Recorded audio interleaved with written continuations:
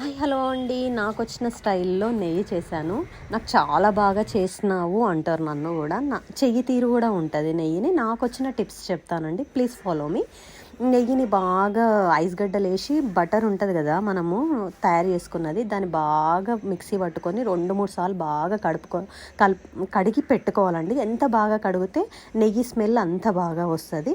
బాగా బటర్ ఉంటది గదా! బటర్ వెన్న ముద్ద తయారైనంక బాగా మంచిగా దాన్ని హై ఫ్లేమ్‌లోనే కరగబెట్టుకోండి. అది కరిగి నెయ్యి పైకి వస్తుంది అన్నప్పుడు స్లోలో పెట్టుకోండి. కానీ దీని దగ్గరుండే చేసుకోండి. దాన్ని సిల్వర్ గిన్నెలో మాత్రమే చేసుకోండి.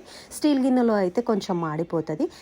ఈ సిల్వర్ గిన్నెలో చేసుకోండి. ఇంకొకటి మనం కలుపుతూ ఉండాలండి. దగ్గరుండి మాత్రమే చేసుకోవాలి నెయ్యిని. కొంచెం పక్కకు అస్సలు జరగరాదు. బాగా కలుపుతూ ఉండాలండి.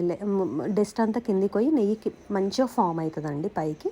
బాగా ఈ విధంగా రెడీ. దీంట్లో మెయిన్ ఇంగ్రీడియంట్ వచ్చి లెమన్ కలుపుకోండి. మంచి స్మెల్ వస్తుంది, పలుకులు పలుకులు వస్తుంది, మంచి అరోమా వస్తుందండి. హౌ ఈజ్ ఇట్ మై నెయ్యి? Please subscribe, follow me.